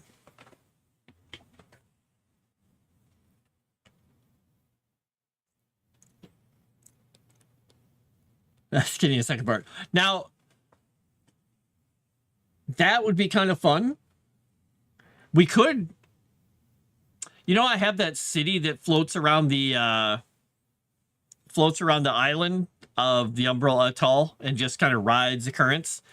That little city of the Kerr, or not the Kerr, the Kruru, because the Kerr were their forebears. The Kruru, the little frog people, they could have their city built on the back of that crab, and they could be riding that crab just around the island. That would be interesting. Or it could be here. Oh, now I gotta think about that. That'd be kind of fun. I'm gonna hit him with a shovel. Okay, I'm sending a rude eye picture of my ear. Whoa, no! You have unleashed Armageddon, sir.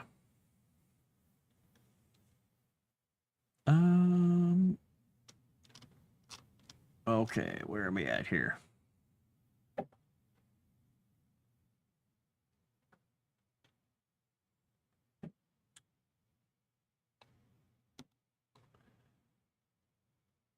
Huh. Wow, next song just popped in is just a song I haven't listened to forever. It's Wang Chung. It's probably because YouTube heard our Cthulhu stream last night with Wang Zhang. And it's Dance Hall Dance, or Dance Hall Days. And if you don't know it, you need to go listen to the song.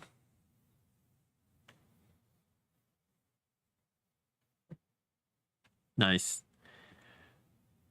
All right, so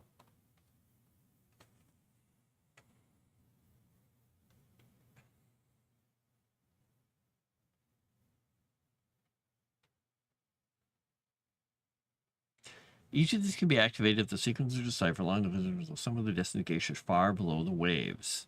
Okay, there we go.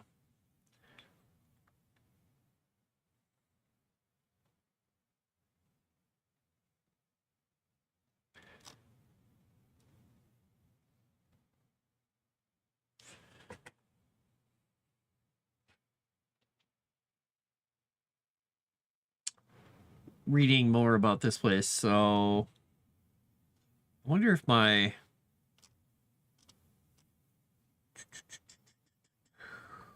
note there will still work. I think that will be fine. So I'm just thinking out loud, but not giving you all my thoughts.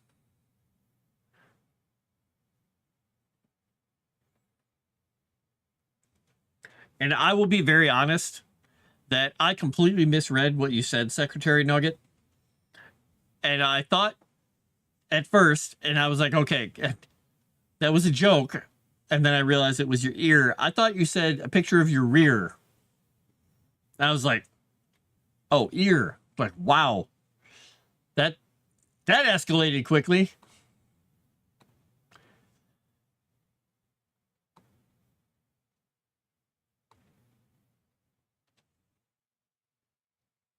That's what I get for not paying enough attention to the chat.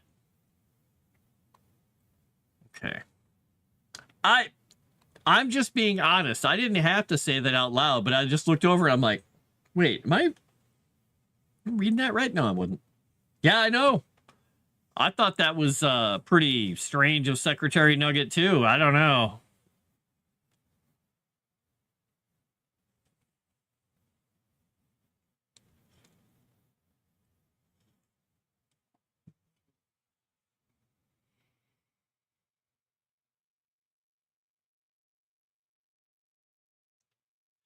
Okay, I don't need to add a note on that because technically the section before it already explained it. Got it.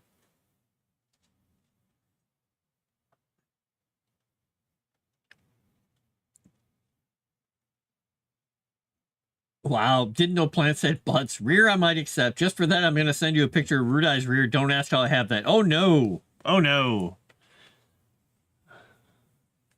Okay. Listen, I'm mostly blind. I figure out words by looking at the other words around them, sign them, and going like this and going, okay, there we go. You people.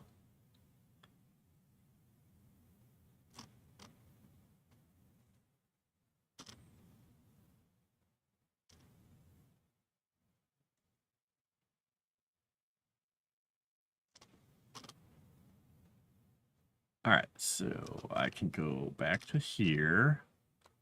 Boop. All right, this will open up. Maybe it'll open up. There we go. You have it because you've been looking at it on those trips. Oh no! If you send Frost a picture of Rizzo, to go fully blind. Yes, exactly. Don't do that, please. Let's not blind me completely. Mostly blind is good enough.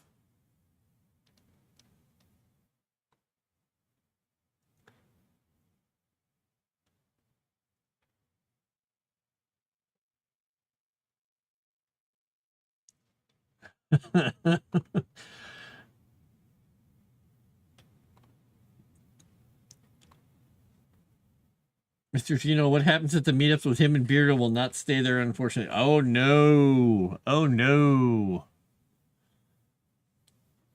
Well, then.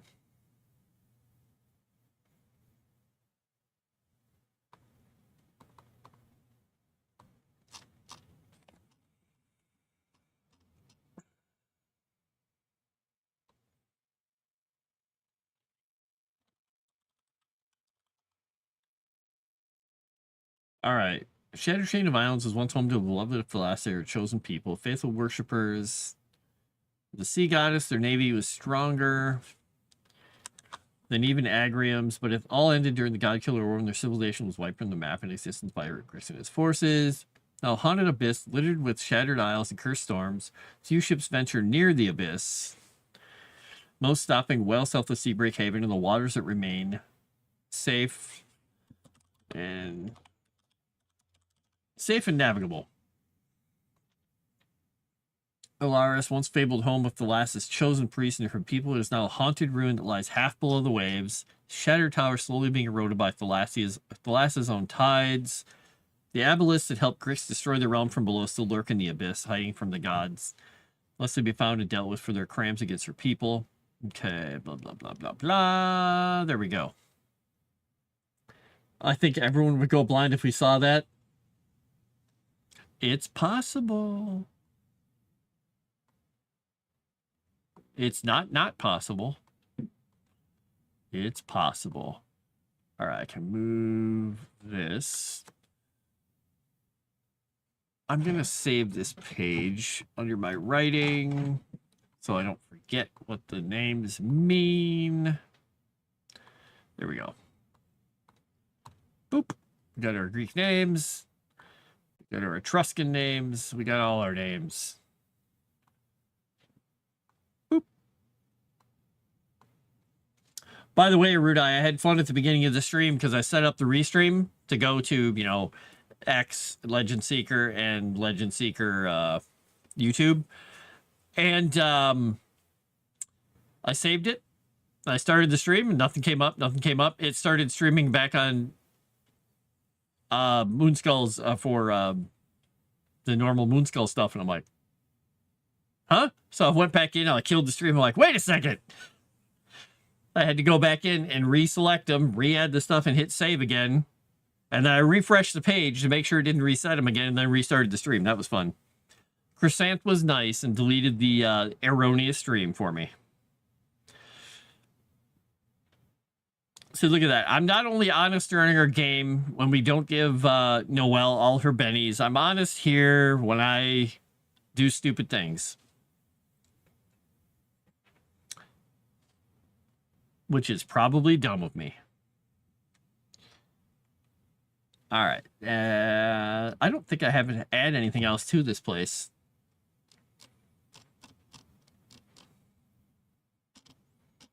I could mention in Folos.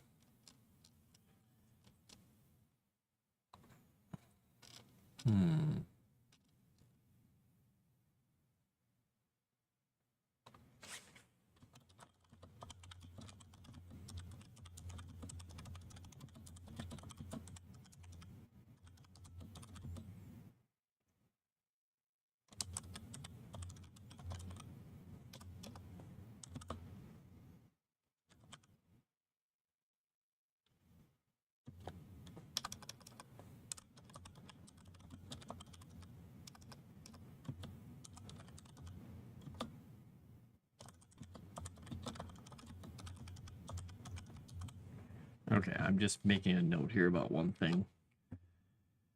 That in Folos, in this kingdom, they have their coinage minted by the dwarves of Silvermountain, mimicking the style used by their forebears. So they don't make their own coinage. They get money and they get the dwarves of Silvermountain to mint it for them and bring it back down. So they have their own coinage. Honest. Yeah, honest. It's foolish, I know. Yes, it can be nice sometimes. Restream does weird stuff sometimes. I'm always honest with my stupid mistakes too.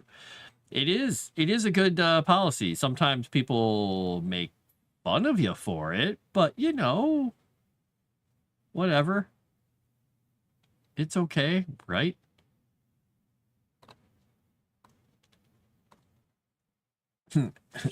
X.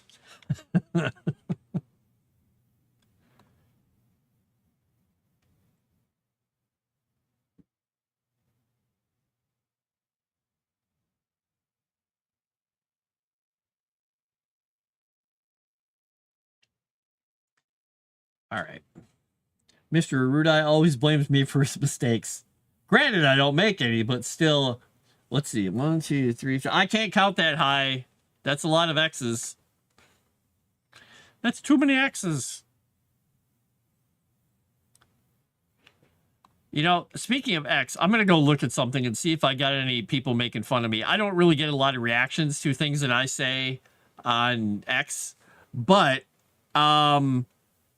there was somebody saying, I can't remember which country it was in Africa, and the lady who's the first female president said, hey, if we're required to have visas to go to the United States, they're going to have visas to come here. We're going to deport Americans that are here. And I was like, oh.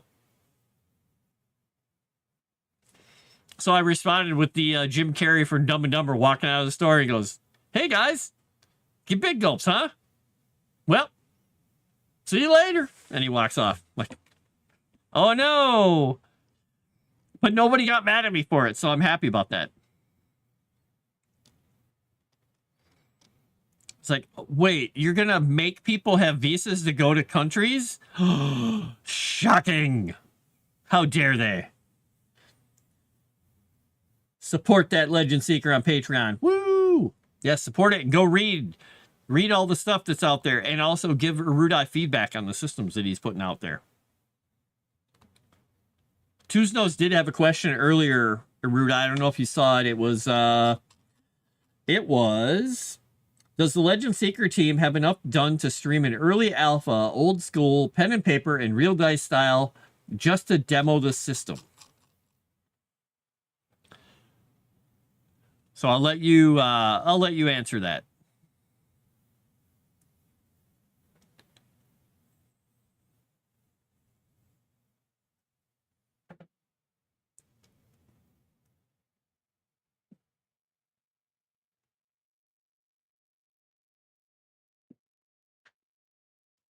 Ba, ba, ba.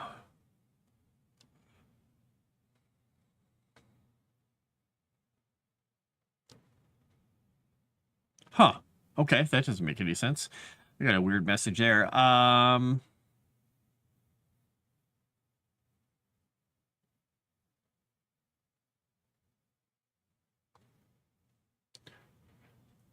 Not yet, but don't end the sentence with but. After the conversation we had about rears, don't say but.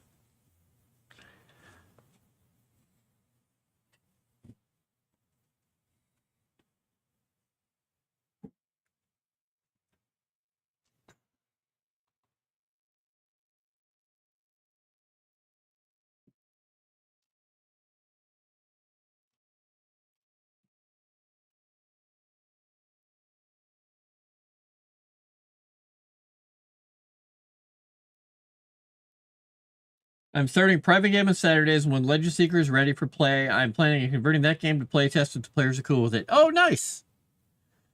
Well, there you go, Tuesnose. There is an answer for you. And on that note, I have to end the stream here. So that's a good ending note. So please leave likes, comments, lots of comments. Talk about Flarp if you gotta. Just leave a lot of comments, please.